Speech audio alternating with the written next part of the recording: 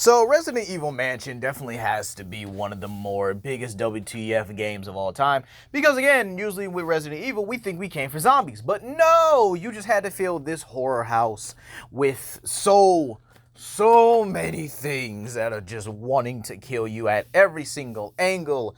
And the sheer fact that they even had zombies in the first place just feels disrespectful. Because again, this game has really just devolved from the whole zombie theme in general and just became a straight up mutant catastrophe. But today here we're going to be adding another character here or another creature.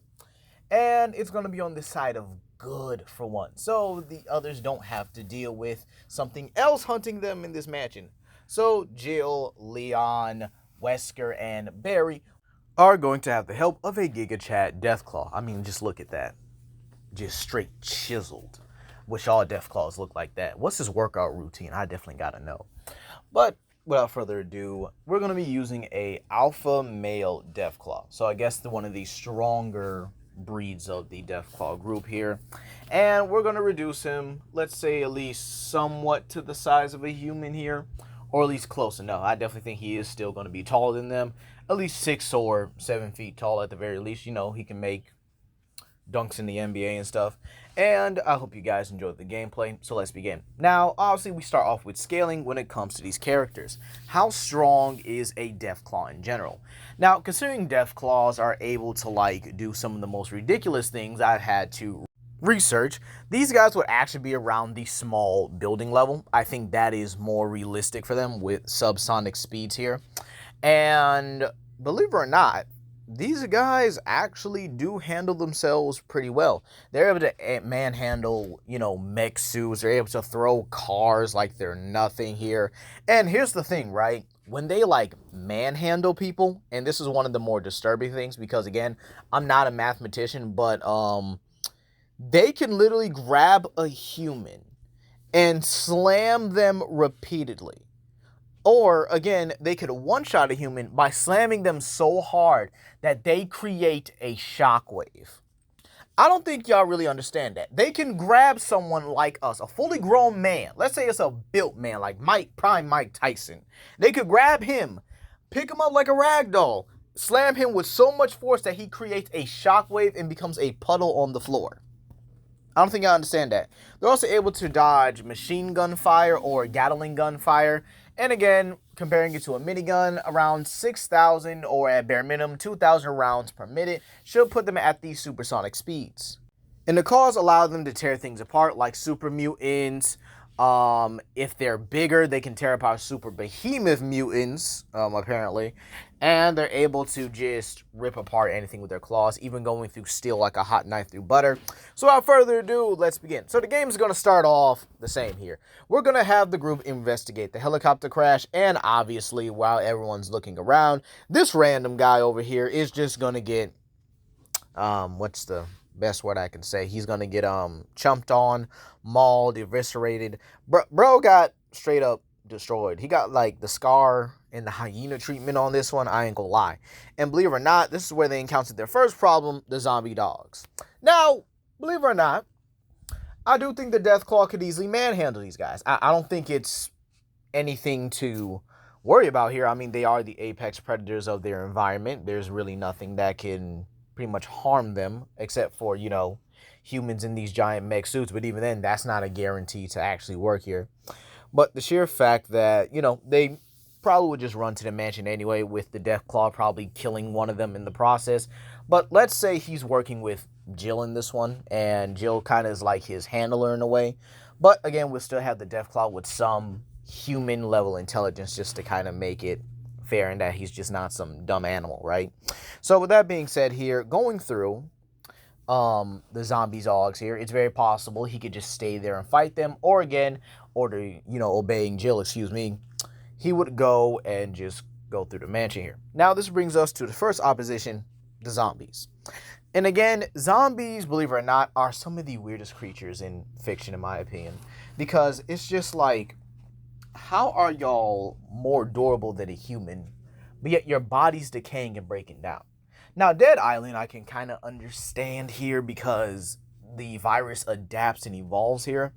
But, it's just, And I don't know, it just doesn't do it for me. I'm just saying here. But again, he should be able to manhandle zombies. If not, he'll just take 2 smacks on the ground and just be obliterated after that here. Now, the whole deathmatch thing will have Jill go through with, Deathclaw being there as their bodyguard. And then this is where we get his first encounter with Yawn. Now, again, we're going to keep it to the original part of the game. Now, Yawn apparently does have venom and poisons, but again, the Deathclaw should be immune to that, considering they are immune to radiation, which is pretty important, and is far more potent than any type of poison in the world here. So he should be able to beat up Yawn like a rag doll here, or probably just slash him up a couple times, and then Yawn's going to retreat. By the way, there will be no sneaking up on the Deathclaw, and possibly not even Jill either, because, again, the Deathclaw is a very keen predator, being able to track prey over from miles, if not hundreds of miles, across the, nuclear wastelands here. So, with that being said here, this means that the Deathclaw will probably just reach to the wall, or, funny enough, reach around the corner, grab whatever is trying to sneak up on them, and just kill it. Which was a zombie or a Crimson Fury or a Crimson Crusher? Crimson Head. Sorry, it was a Crimson Head. Excuse me. Speaking of Crimson Heads, those will be next here. And they're basically just faster, more annoying zombies. Again, they're like the infected from Dead Island, except with claws instead of a knife in their hand. But, yeah, he should have no problem dealing with this here. However, it would be discussed between him and Jill that they just come back to life when you kill them. So make sure you obliterate them completely. To which I can kind of see him going like, what do you mean they come back? They're already dead. How do they just come back again? But it is what it is here. So I guess he'll just have to kill them again. Or maybe if he like obliterates their bodies, because again, that is what his slam is meant to do here. It's very possible that we might not even see Crimson Head, which is even better. So, moving on to the next monster. Well, believe it or not, I actually think that if a Crimson Head is a bit more durable than a zombie, and if they're just a slightly bit tougher, I do think we could possibly see a Hulk and Loki treatment. Basically, the Deathclaw probably is going to slam a lot of these creatures around, and if they just take more than one slam to get obliterated, then we can just probably see a more comedic version of Hulk versus Loki. Next up, we have Neptune and the Sharks. Again, what the heck is this mansion? Like, yo, how do y'all have all this stuff in just one mansion? I'm just saying. So, dealing with the Sharks and stuff like that there, again, should be really no problem. They're able to handle super mutants, which are, like, stronger. And again, these are just enhanced zombie sharks there. I think they're great whites. So, yeah, I don't really see any reason why he shouldn't be able to handle them. Very possible he just pulls a Devil Joe, grabs one, and then just suplexes it so hard that it just breaks its teeth and probably just rips it in half. Or he might eat it. I don't know. So, next on, we have Plant, I think it was Plant X or Plant Z, in my opinion. Or, no. Plant 42. Excuse me. I apologize. It was Plant 42. Now, normally, they would kill this guy by fire. And I could just say, well, just let Jill handle it, right? But now, I feel like getting creative. What's to stop the Deathclaw from just, pulling the Spider-Man, going up on the ceiling, crawling around, dodging, or if not, cutting at the vines with his horns, teeth, and definitely its tail, in my opinion. I think that thing is pretty sharp on its own. And just going up to it, ripping the core of this plant out, and just being done with it. I can see that happening because, again, it is the Deathclaw. It's a very smart and very powerful predator on its own, but again, giving it that, extra bit of human intelligence, then I think it would be fair.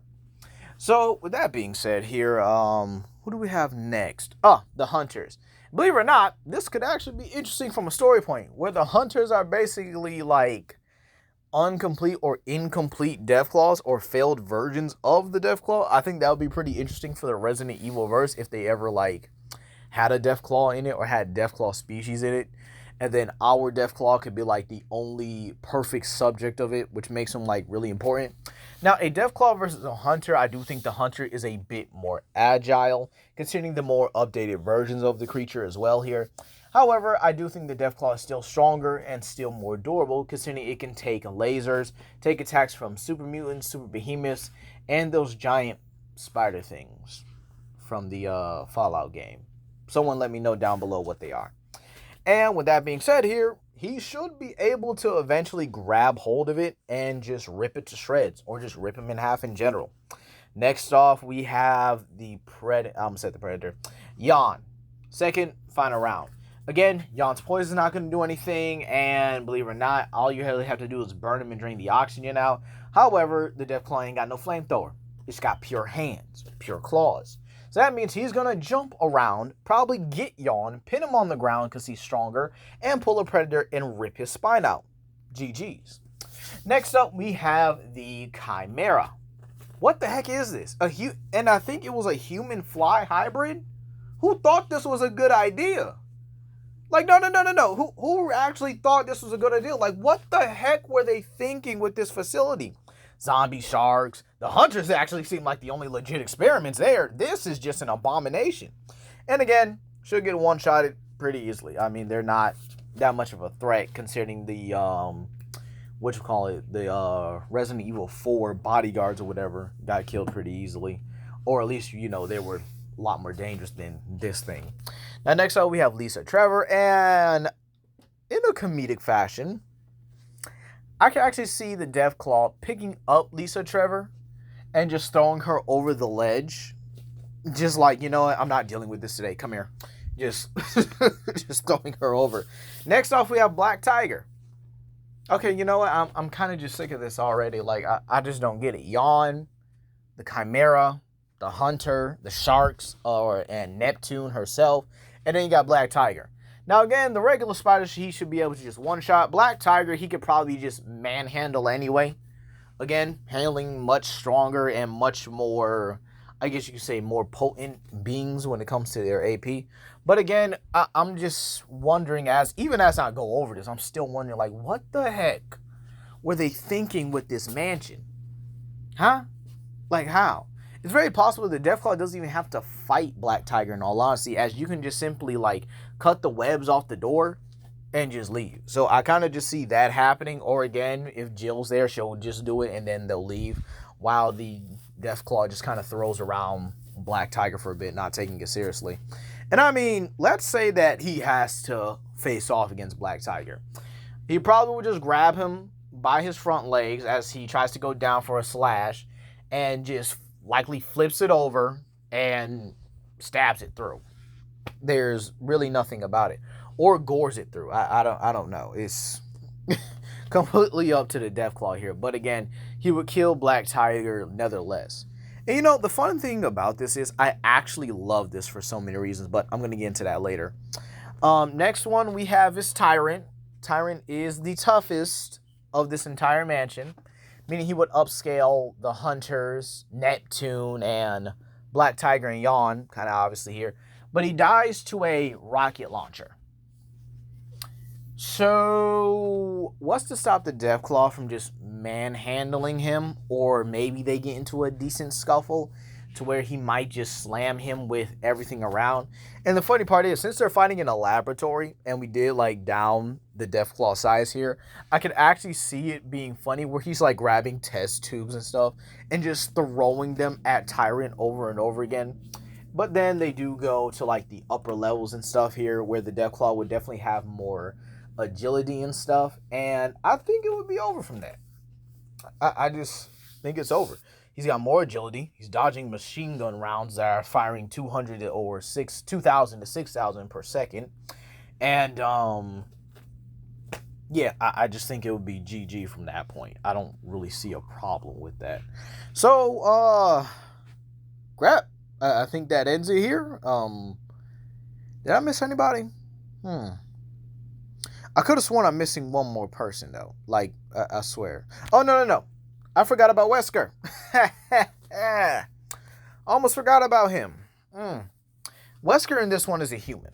So, this would mean that the Deathclaw could just, I don't know, kill him like he kills us in the games. I mean, what's stopping from running Wesker down, dodging bullets, grabbing him by the throat, yoinking him up, summoning his claws forward, and then just gutting Wesker like a fish.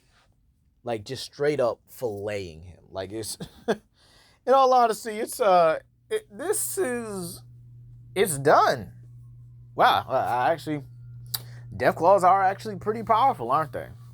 But I actually do love this thing here where I have, characters or creatures that don't really focus on a lot of hacks and abilities. It's sometimes very nice and very heartwarming that I can do something this simple or use a creature that is this simple. Someone that's simple, straightforward, and straight to the point. Because I don't like using hacksy characters all the time for certain scenarios here.